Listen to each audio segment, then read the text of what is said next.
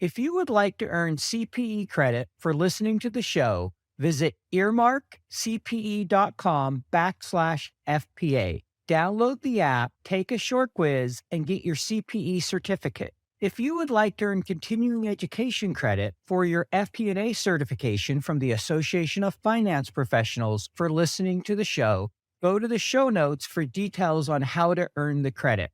Finally, if you enjoy listening to FP&A today, please go to your podcast platform of choice, click the subscribe button, and leave a rating and review of the show. And now, on to the show.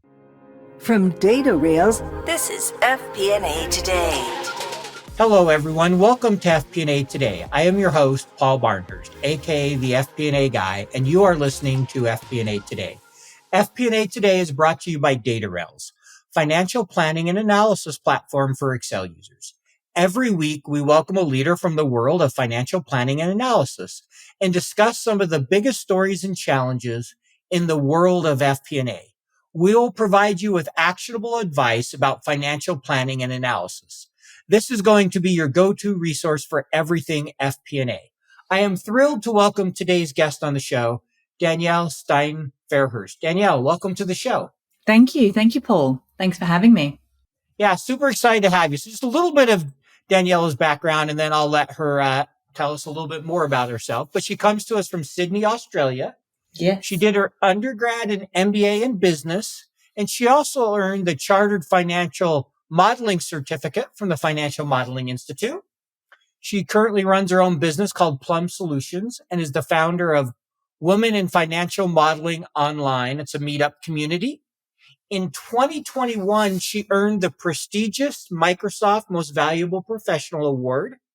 And she also earned this last year a Lifetime Achievement Award from the Financial Modeling Summit.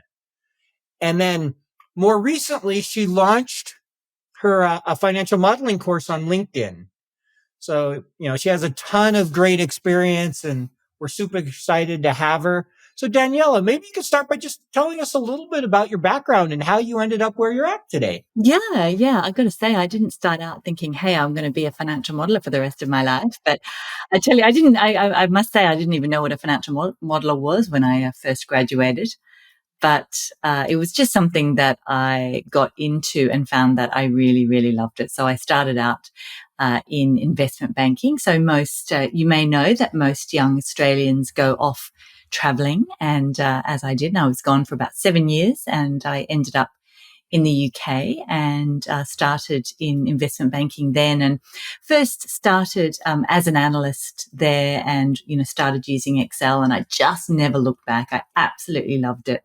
And when I came back to Australia, I was, just working in just with using Excel and in finance and, worked in a number of different roles. And I always knew that I wanted to start a business. It was just something that I'd always wanted to do. And so I decided to build the business around myself and the skills that I had, because I could see how in demand those skills were. So that's kind of how it came about. Great. So you started investment banking, you said UK. Is that where you started kind of the career and then came back to Australia? Yes. So what particularly was it, that interested you so much in kind of financial modeling in Excel? What drew you to that within kind of the finance realm? It was, I guess, the idea that it was something that I found, I just really enjoyed it. It was just, it's very structured, it's very technical, but it's also quite creative. So there were lots of things about it that drew me to it. And also the fact, I think, that it's quite hard, or it's perceived to be difficult. And it certainly can be very difficult, but it's the sort of thing that most people find hard to do, and it's very much in demand. And so that's kind of why I started. First of all, I started doing it, or sort of, leasing out my skills in that area, and then found that there was a real demand for people to learn how to do this. And at that time, there was no financial modeling training in Sydney, and I started a little course and kind of never looked back from there because I just really enjoyed teaching as well as consulting. And that's pretty much all I've been doing with the business is to teach and then also to consult. So you're going into a business and helping them with their models, with their forecasts, and actually working on the coalface, and then teaching as well, whether that's in person and more recently, almost exclusively online. And that's just that sort of combination of those varied avenues of income and activity, but all within like I just do financial modeling with Excel, and I don't use other software.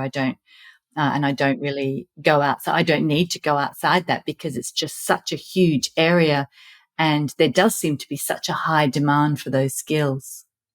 Yeah. So when you said you don't go outside Excel, I think this will make you laugh. The other day I put on LinkedIn, I said, in 3 words or less, describe what you would do if Excel ceased to exist tomorrow. And Oh, there were multiple people that would cry. And I yeah. just kind of had a laugh, I because missed that.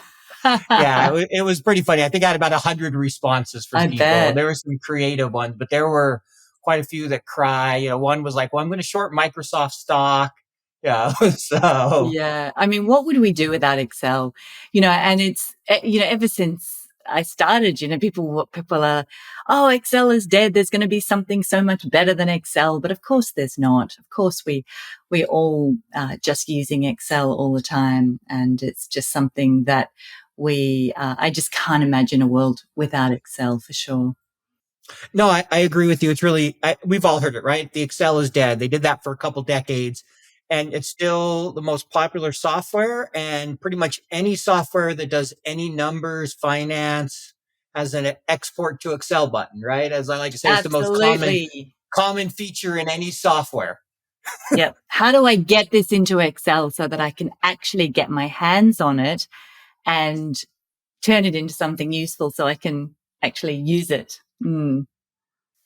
Yeah, no, I hear you. So, you had mentioned, we were kind of chatting that you're partnering with the Global Excel Summit this Yes. summer. It looks like to run a public masterclass. You're going to be in London for a few months. I think you said you're Yeah. doing 2 courses, financial modeling and budgeting and forecasting. Could you talk That- maybe a little bit about that? Yeah. I got to say, that's one of the things that I just love about what I do. It's just, I have so much fun every single day. And one of the things that I absolutely love doing is traveling. And, I love being at home here in my office, here in Sydney, but, having the opportunity to travel is amazing. And, being able to run a masterclass in London in person now that we're able to do that again, is absolutely fantastic. So I'm going to go through, it's a really condensed course. So it's just 1 day on each of the topics. And it's just going to be the best of financial modeling. So just the things that you absolutely need to know about financial modeling. So it's quite hands-on. People bring laptops and they actually build a financial model during the day.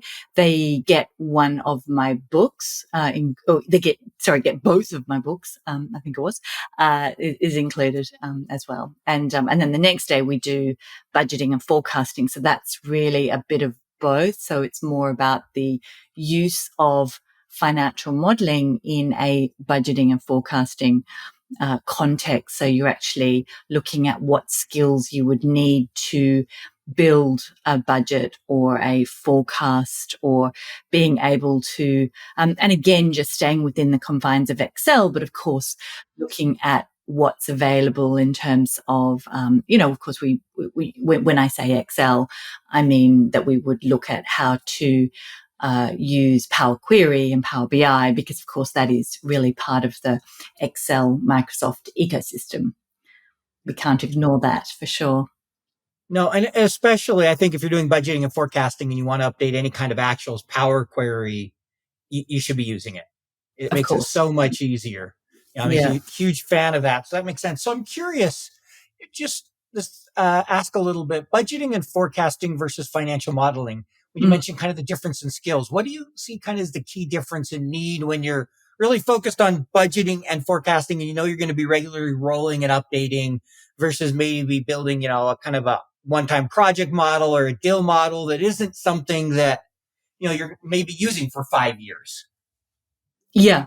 And the way I see it is that budgeting forecasting models is a subset of financial modeling, because financial modeling is such a huge skill set, and there's so many, but the skills are transferable across so many different disciplines. So you can build transactional models, you can build M&A models, you can build operational models, just so many different types of financial models. And those types of models that you need to build for budgeting and forecasting are very specific. So there are certain things that you need to be able to use, but the skills that you learn there are applicable across different disciplines and across all of FP&A for sure. That makes sense. That's kind of figured. I just wanted to get your thoughts on that. I know I want to talk a little bit about books. I have one of the two books you've written. Wow. So You I got have that got one. a I think I copy. picked that one about a year ago or so. And so, I know you're really passionate about educating. And so first we'll talk a little bit about the books. You've written two, the one I just showed there. And the other one I believe is Financial Modelings in Excel, one of the Dummies series, right? But For yes, Dummies part of series. Dummies. Yeah. Yeah. So maybe first talk a little bit about why you wrote the books and that experience, if you could. Oh, again, I mean, it was just something I always wanted to do. I mean, you just want to, who doesn't want to write a book? And when I got the offer from Wiley Finance, I just thought, why not? It's a fantastic thing to do. But of course, Excel keeps changing. And when you write something that is full of screenshots, it has a limited life. And so I've had to, that first book, Using Excel for Business and Financial Modeling, the part of the Wiley Finance series, the one you've got in your hand, that's that one you've got is the latest edition. I was just looking. I noticed it says third edition. Third edition. Yeah. So I've had to do it 3 times. And the Financial Modeling in Excel for Dummies is second edition because, so that's updated for 365. So yeah, it's so much work.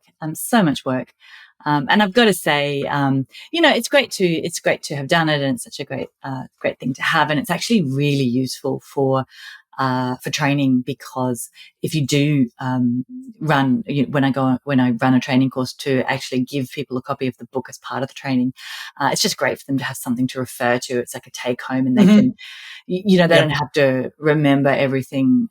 They can, write notes of where the instructional text is for what we've talked about during the course, for sure. But I've got to say, I did have, it was similar, but quite different when I recorded the LinkedIn course, because it's almost similar to writing a book in the way that it was laid out in terms of the modules, and to actually put it together and make it sequential. Almost as much work. But I feel like it's a more dynamic medium. It's similar in that if you make a mistake, or if you change your mind about what you want to say, having to change it is quite difficult. So it's a similar type of thing to writing a book. But I feel like for some people, they learn better through videos. So I think it's good to have both.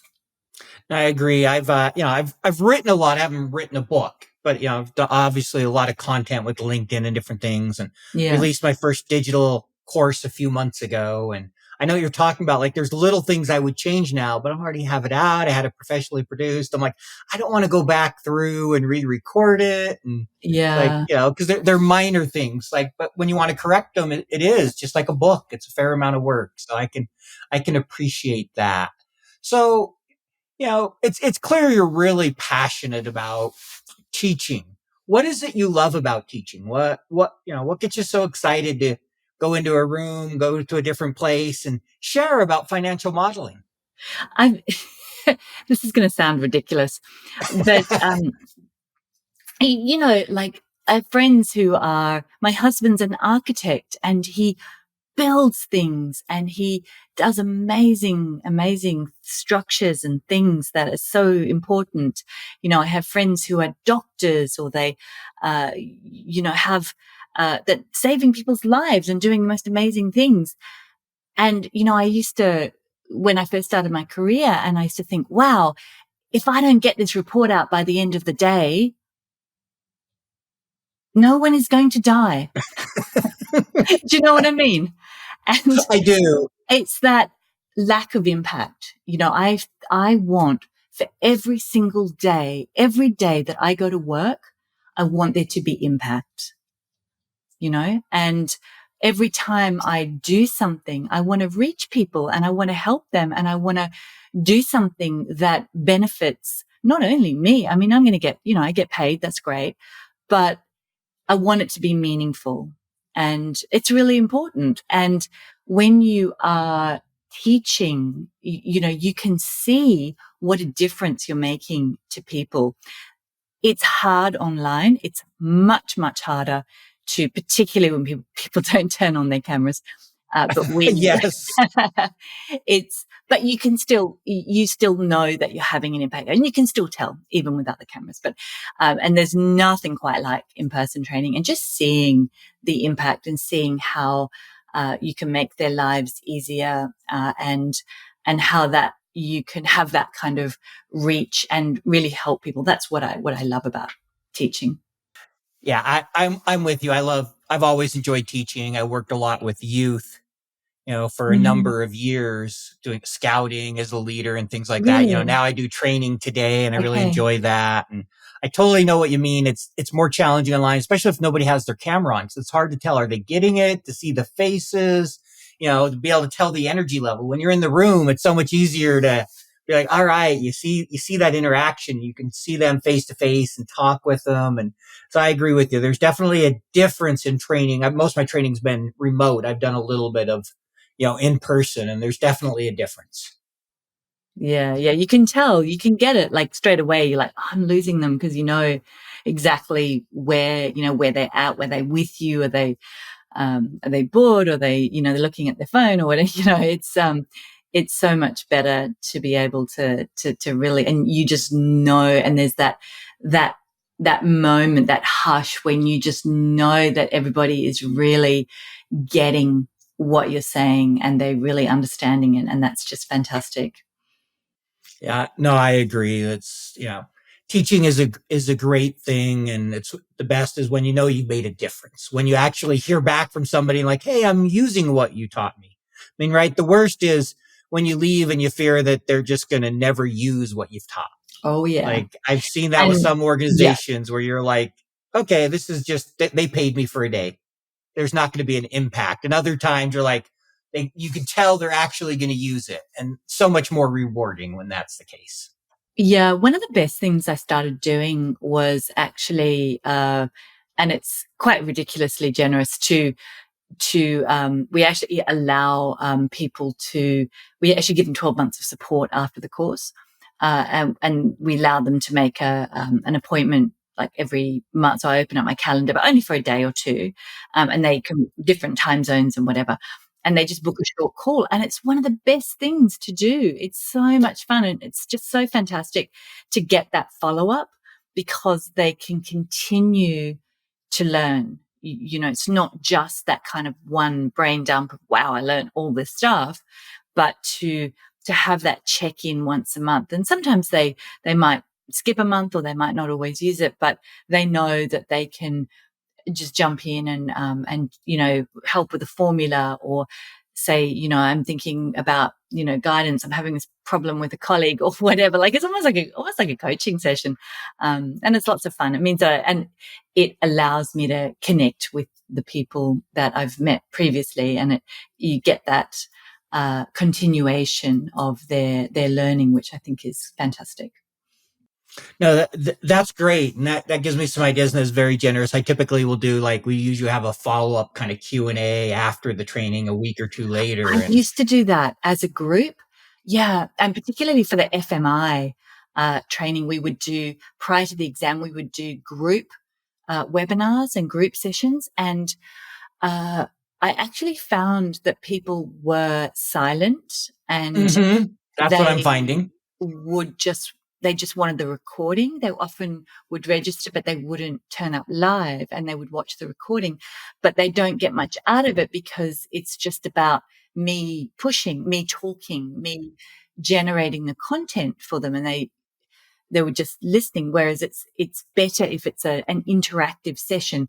So we found that doing them one-on-one and just keeping them short was far more effective, because people then have to think about, what is it that I need to know? What questions do I have?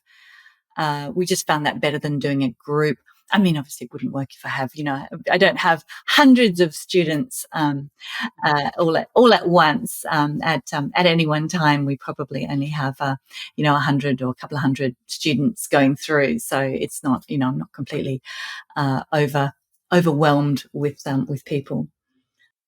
Thanks for sharing. I appreciate that. So I'm going to move on here a little bit. In finance and financial modeling, we see a lot more men than women in general. And I remember on LinkedIn, I'd actually shared a quote from your book, and I talked about financial modeling, and then I tagged a bunch of men.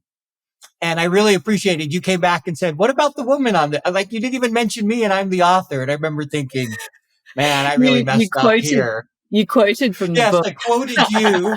Yes, I quoted a line of what a financial model was, how you defined it, because I really liked it. And I'd mentioned it was from you, but I didn't tag you in the post. And you'd found it, and you'd been like, wait, you've tagged like 8 men here, and the author is a woman. Like, why did you do this? And I was like, and you were really nice about it. Okay, but that really hit home for me. Yes, you were very polite, but it just reminded me of the importance of, making sure we're being diverse and recognizing everybody in the field. And, in financial modeling and in finance in general, we see a lot more men than women. So I know you've been very active in trying to get more women involved. I know you started the Women in, Financial Modeling online meetup community. Can you talk a little bit about kind of why you started that and why that's kind of a passion project of yours? Yeah. Yeah, I just sort of wanted to try to encourage and to raise the profile of women in our profession, because I think there's plenty of women who work in finance, in FP&A as financial modelers. You just don't necessarily hear from them.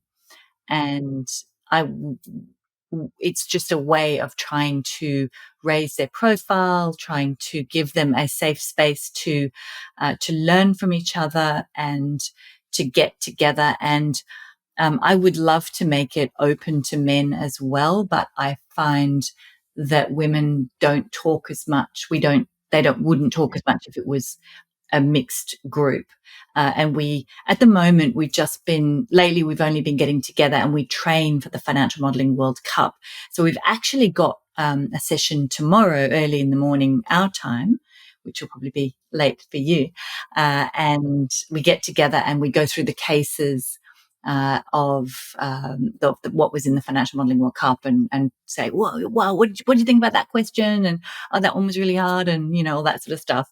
And just kind of talk about the round in general. So, and it just kind of, but sometimes we have interviews, and, just different sort of forums to just talk about issues. I'd love to do more. I think it's a great forum. I just don't have a huge amount of time to do it. I would like to spend more time on it, but it's kind of so that was the reason that I started to do it, just to try to get more women involved and to hear from more women. You know what it is like. 13 different spreadsheets emailed out to 23 different budget holders. Multiple iterations, version control, errors, back and forth updates. You never really feel in control of the consolidation and collection process. Yep, I've been there. Stop, breathe. DataRels is the financial planning and analysis platform for Excel users. DataRels takes data from all your company's disparate sources. No organization is too complex, consolidating everything into one place, secured in the cloud. Now all your data finally talking to each other. Everything is automated back into your report in Excel. Cash flow, FX conversion, intercompany transactions, now automated and up to date. Drill down and variance analysis in seconds. Don't replace Excel, embrace Excel.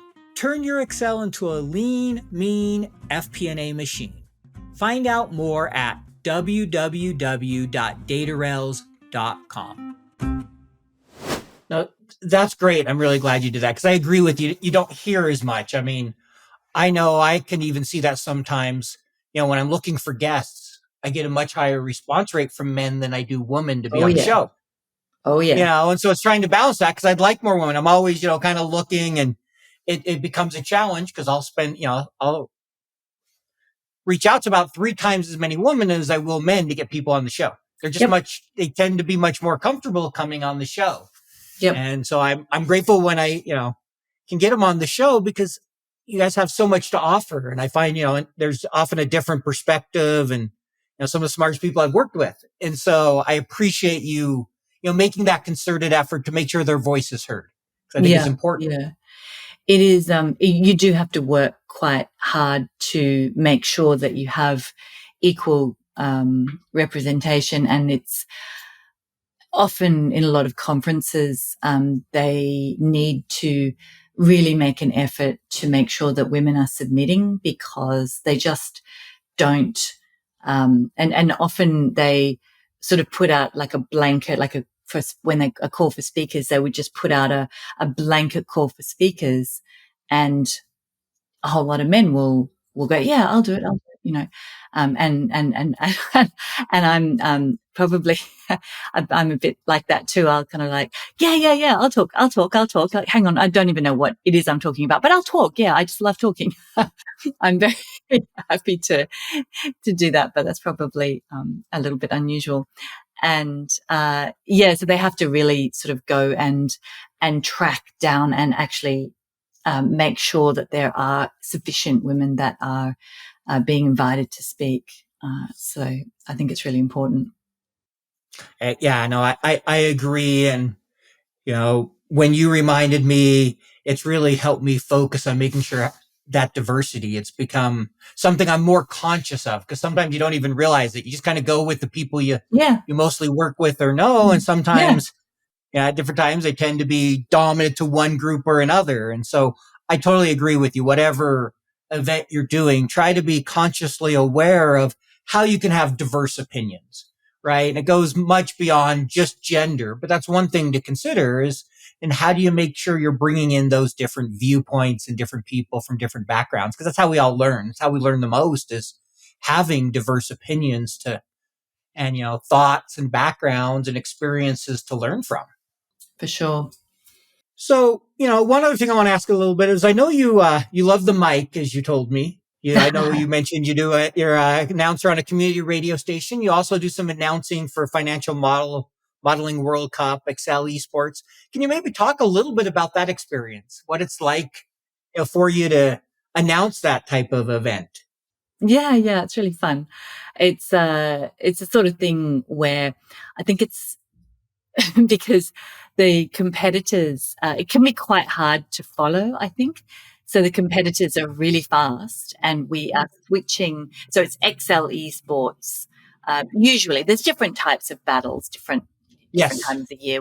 I've been doing it for a couple of years, and they just kind of, it's as a commentator, it's our job to kind of explain what's going on the screen and to kind of make it accessible and interesting for the audience so they can kind of follow perhaps a little of what's going on. If I can follow what's going on, because it's really fast. So they've got, multiple screens going and they're sort of flicking between them, and they're usually solving a question very, very quickly. And it's really, really fun because, we don't know what the solution is going to be. So they have one that we did a couple of weeks ago had one question, and each game went for 10 minutes, and we had, I think, 4 competitors. and and multiple rounds of the same game, and we were kind of watching them. We'd seen the competition beforehand and thought about how to solve it. But then when the competitors go and you go, wow, I didn't think of solving it like that. That's a completely different tack. And my co-host and I would go through it in advance and say, well, how would you do it? Yeah, how would you do it? And then the competitors come up with something completely different. And you go, wow, what are they doing? And, this use of dynamic arrays, formulas, or use of a data table or some other type of Power Query or something that you think, wow, I would not have thought of doing it like that. And it's absolutely, it's really kind of edge of your seat kind of stuff because you just don't know what they're going to do. And you're like, wow, that's a formula that I did not expect to see today. And yeah, just seeing how they solve these problems is absolutely amazing and so much fun. Yeah, I bet. So I have to ask, because I love his voice and, listening to him. Have you had the opportunity to co-host with Oz? No. I think because we're in different time zones. That would make sense. I I was just have curious. actually met him in person, and he's lots of fun. Yes, I love how he commentates for sure. Mm. Yeah, I'm a big fan of his videos. He's just, his storytelling, folks, his style is unique. Yeah. And so it's fun. I was just curious on that. All right. So, next question here, I wanted to ask you a little bit. This goes back a little bit about women. Let's say there's someone listening that really wants to get, more involved in financial modeling as a woman. Any advice you would offer, any things that you found has helped you in your career you would offer? Yeah. If somebody wants to get into financial modeling. Yeah, in particular, let's say there's a woman who wants to get more active. Maybe they want to get involved, in the World Cup or some of those things. What would you say to them? Yeah, I probably wouldn't say go into the World Cup first off, because it's Sure. quite very competitive. It's I kind of every time I compete, I go, whoa, it's not exactly an ego booster when you sit the Financial Modeling World Cup. That's probably why I haven't done it. I've had a few people tell me I should compete, and I'm just like, no, I've seen what they could do, and they'll just wipe the floor with me, is what I say. Yeah, it's not. I wouldn't say start there because it's you probably give up. It's not a good place to start, I think. But once you know what you're doing and get some experience. But I would say the best place to start is to just start. Just start using Excel. Give yourself every opportunity to use Excel for financial modeling, for whatever in your work. So if you are working in FP&A, make sure that you are the person that's building the models, get the opportunity to use that, volunteer for these projects and say, hey, I'll do this, and, show the aptitude that you have, particularly when it comes with working with Excel. If you're not working in that kind of role, you can absolutely build models for your own personal investments, for your cash flow, that sort of thing. There are lots of examples online that you can go to. You can have a look at how people build these things and then try to create them. Some of the even on some of the financial model, once you get better at once you get some experience, and have a look at the Financial Modeling World Cup examples, because they will actually give you the solution. It is an absolute bargain, I've got to say, because you sign up for it, and I don't know, it's not terribly expensive, but they will actually, once you've sat for it, even if you bomb, even if you don't do very well at all, you get given the solutions, which is fantastic. So you can actually go through and see exactly how it's not the only way to build it, but it's a way to build it. And it's a great learning experience. That does sound like a great one. And I like how you said budget, do your own budgeting, whether it's an investment or something. I had on Chris Riley, who's done some courses and teaches financial modeling. And, his advice was model your life, is how he put it. He goes, most of the things I learned about Excel, it was by building my own models for myself, is really how to do it. And so I really kind of like that advice. And, you mentioned some similar things there. And I like, as you continue to advance, look at things like World Cup and learn from others, right? When you see the way others solve it, it gets you thinking about things you wouldn't think of. Like you do your attempt, like you mentioned, watching them, and you're like, wow, I would have never thought of solving something that way. because there's always more than one way, if not 10 different ways to solve something in Excel. Absolutely, absolutely. And just you do it your way, the way that your brain works. And I have learnt things off people I have never even met, because you look at their models, you take them apart, and you kind of work out how their mind works, which is completely different to your own. And Mm-hmm. the design and the way that they lay something out, you go, oh, that's really interesting. And and every model that you build, every model that you take apart is going to make you a better modeler, because you might spend ages nutting through something and going, how did I do that?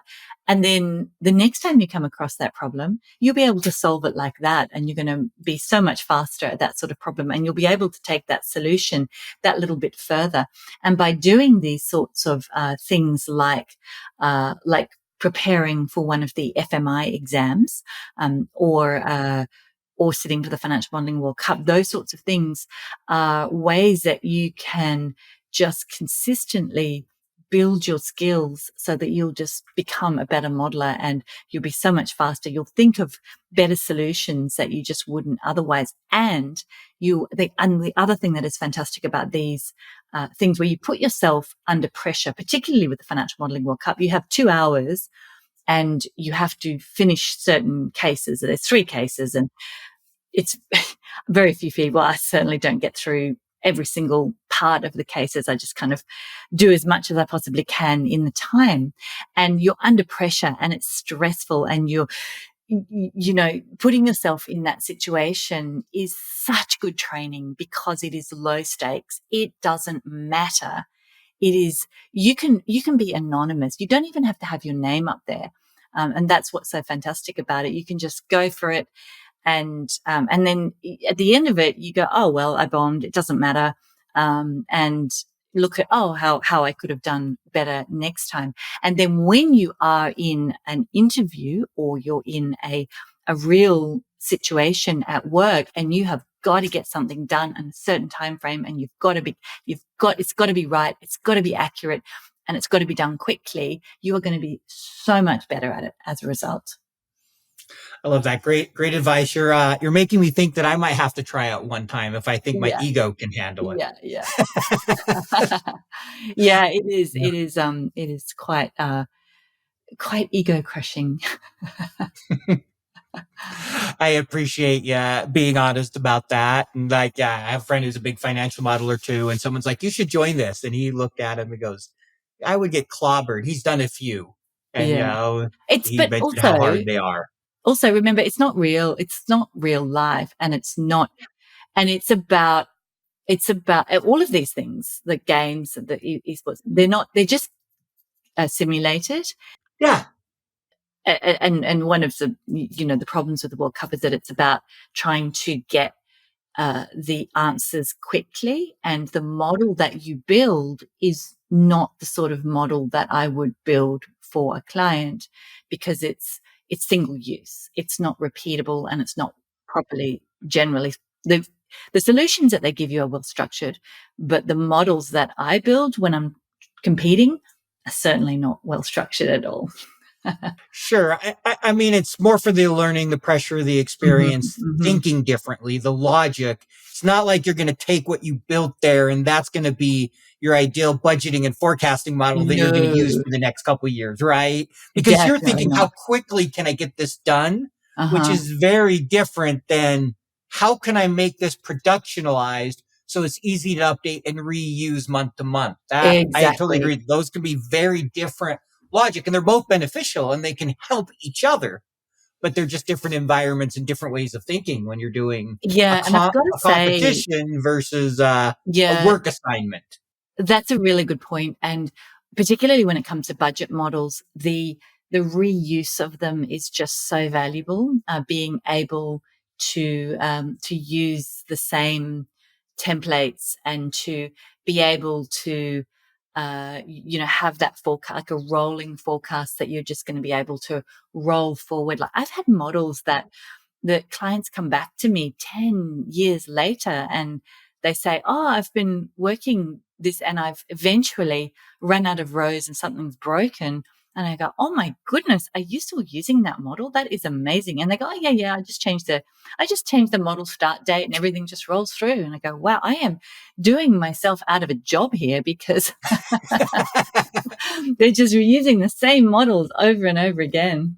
It is pretty amazing how long they can last sometimes. Like, I got an email from someone I worked with, and I've been out of the company for like 2 years, and they're like, yeah, I was just thinking of you because I was watching one of your videos explaining how to, calculate some sales commissions in a commission model I had built. And I was like, well, good luck. Like, I guess you're still using it, so it must work. Yeah, I mean, the thing with Excel is that I look sometimes back at these old models that I built and I go, oh my gosh, I can't believe I did it like that. Like, why wouldn't I have used a dynamic array? Because we didn't have dynamic arrays back then. And I just want to go through and completely rebuild it and going, it works. It works. And the thing is that the old features still work generally. But we know that there's a more efficient way of building it now. Yeah, no, I'm totally with you. I look at things I did, 10 years ago, and I'm just like, what was I thinking? Like, this is, you feel like, yeah, exactly. You want to just jump in and rebuild it because you're like, this is so inefficient. And some of Yeah. it's because you've learned more, and some's because the software's Yes. changed. Like dynamic arrays is a prime example. Yeah. Yeah. So next question here. I know in 2021, you first earned the MVP, the most valuable professional from Microsoft. And then last year, as we mentioned, you'd earned the Lifetime Achievement Award at the Financial Modeling Summit. Can you maybe talk a little bit about what that was like? Those experiences of being recognized that way. Yeah, amazing. Well, the MVP thing is an annual award. Yes. So you get the award for the work that you do in the community, and it's not for any kind of work. It should be for something that you do just to basically as an ambassador for the product, and it's which is really easy to do because we all love Excel and we just go on about Excel all the time, and it's really to recognize people who are really spreading the word about Microsoft Excel. And we get the opportunity to give feedback to Microsoft about the products and that sort of thing. We get to go to the summit, which I haven't actually been to yet because it's was online, and would love to do that if I am a continue to be an MVP next year. If you have to do a certain amount of activity within the community to stay an MVP, which is great. It's a fantastic thing to be, and gives you a lot of great access to Microsoft, and you just get to talk about what you love, which is using Excel. And the Lifetime Achievement Award was amazing. Like, I was really not expecting that at all. So it was quite an honor. Well, congratulations. No, that is a big honor, and it just shows the great work you've done. I mean, I've been following you for a few years on LinkedIn. I've watched a few videos on your website around financial modeling, and I've been aware of the great work you're doing for a while now. So I think it's definitely well-deserved. So congratulations on that. And, next question I want to ask a little bit here on is Financial Modeling Institute. I know you've been involved a little bit of that. You have a course related to that. So maybe can you talk a little bit of, your experience working with that organization and also taking the tests? Just maybe talk a little bit about that. Yes. So it's really the only kind of practical qualification for financial modelers. So it's just, there's lots and lots. When it first came out, I was just thought, this is ridiculous. I'm not going to do a test to prove that I'm a financial modeler. I know I'm a financial modeler. I don't need to prove it. And, and I didn't do it at first. And then I went, actually, it's pretty cool to have that, and that way people know if you have that qualification, people know it is such a high standard and it's quite difficult. So, it's, anyone who has that qualification, that they can be the level 1, the advanced financial modeler, the AFM. You have to build a 3-statement model. So an income statement, a cash flow, and a balance sheet within 4 hours. And, getting it getting the whole thing built and fully working. So you know that anyone who has that qualification can do that. So they're a reasonable modeler.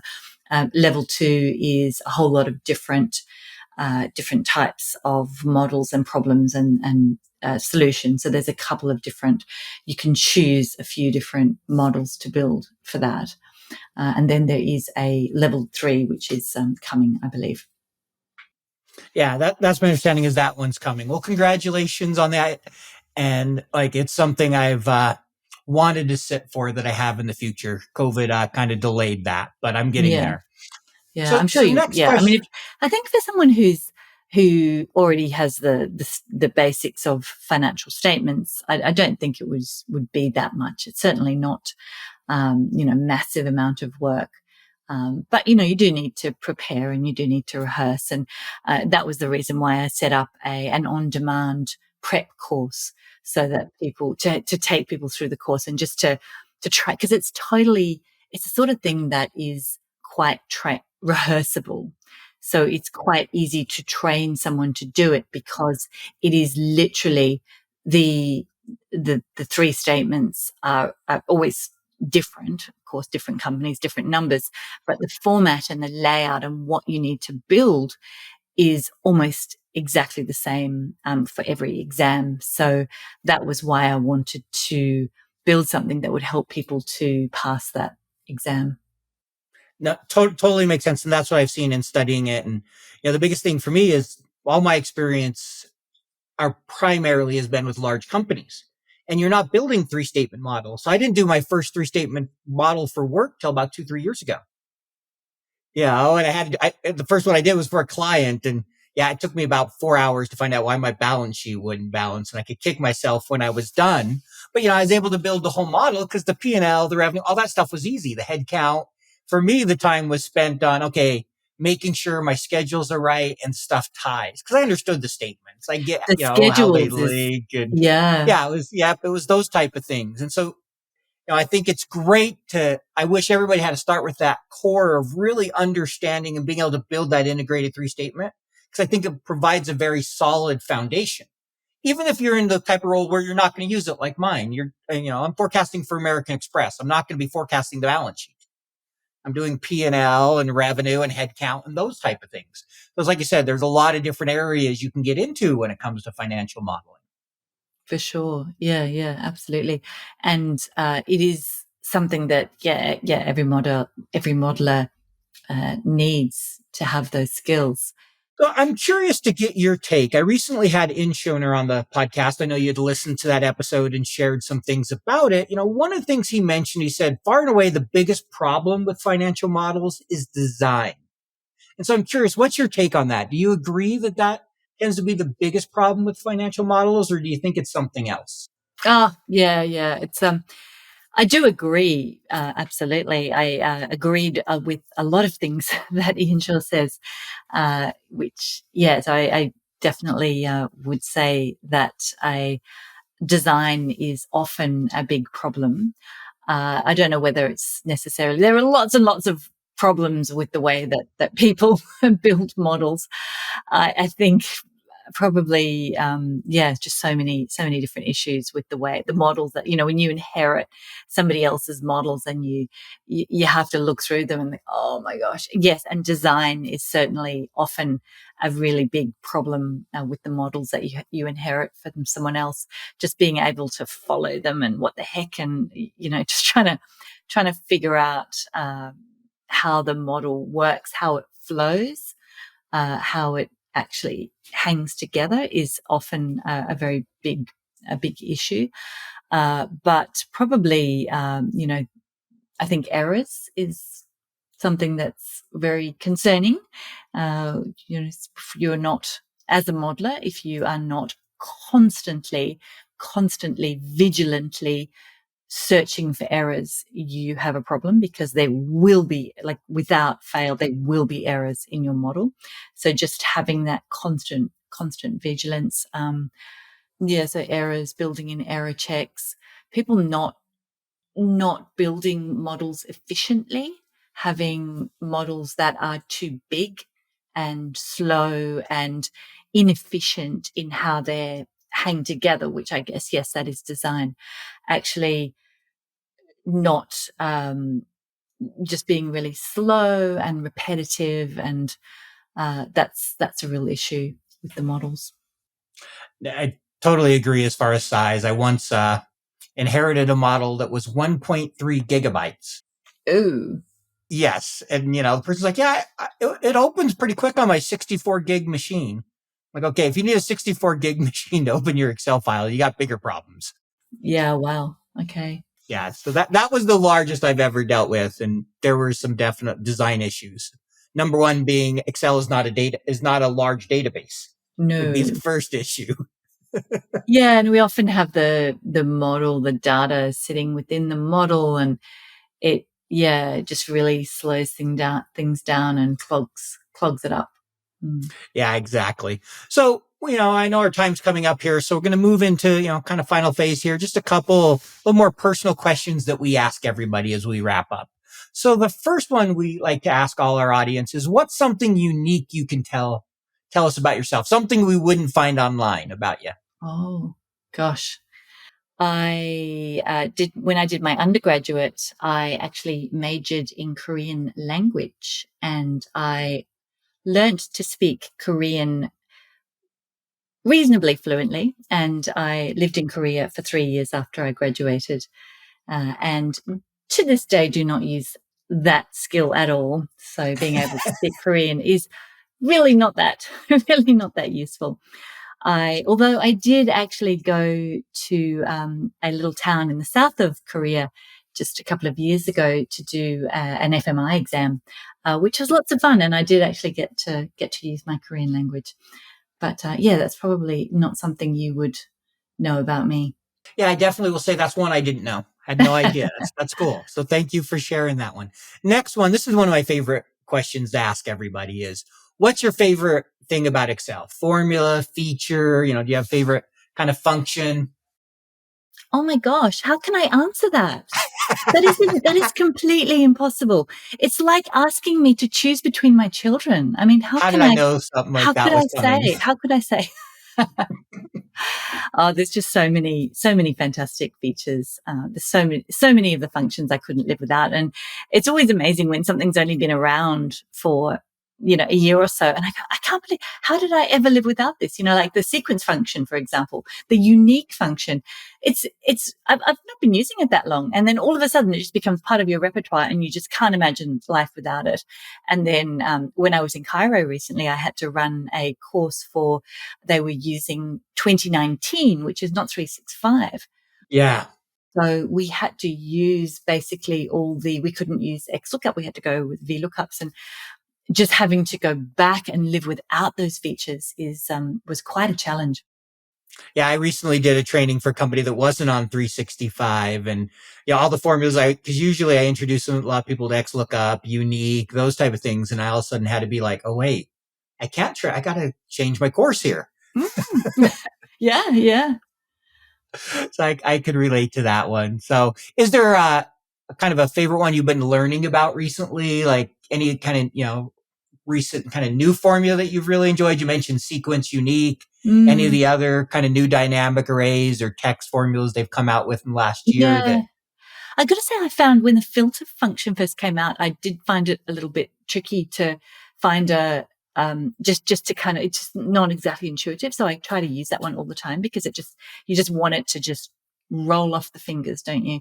You just want to be able to use it very quickly, because I still always find it a little bit difficult. And just when the new functions come out, to try to make sure that you're using them and finding uses for them, but not if the client is not using 365. That's something you're always having to remember. Yeah, totally agree. It's a big thing to remember. So thank you for sharing that. And filter's a fun one, but it does take a while to get used to. It's a different logic for it. So it's taken me a little while to get used to that. So, next question here, and then we'll have one final question as we wrap up, is if someone was starting a career today, say they were working in, FP&A, so they're going to be doing obviously a lot of budgeting and forecasting, any advice you'd offer somebody starting a career today? Learn Excel. Yeah, just making sure that you have really, especially for people starting their career, because it is not going anywhere. These are skills that you are going to have right throughout your career. It's something that it's highly unlikely that wherever you, particularly if you're working in FP&A, but in any kind of office environment, I mean, it's very unusual. It's unusual for people not to need to use Excel and to have those skills. And having good Excel skills right at the beginning of your career is something that you're going to use right throughout it. So definitely just getting to grips with Excel and staying up with all the new features is a really good skill to have. Totally agree. Great advice there. I mean, learning that, especially early in your career when you're using it every day and often most of the day. So great advice. So last question, if someone wants to get a hold of you to learn more about you and what you do, what's the best way to do that?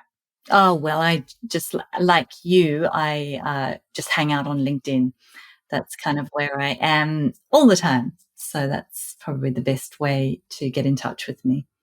Great. And we'll make sure to include that in the show notes so people can reach out there. We'll also put your website. But thank you so much, Daniela, for the time. I really enjoyed getting to talk with you. Appreciated it. And look forward to continuing to learn from you on LinkedIn and see all the great content and things you're coming out with. So thanks for making some time for us today.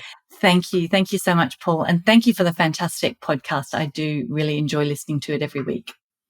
Thank you. I really appreciate that. You have a great evening. Thank you. Bye. Bye.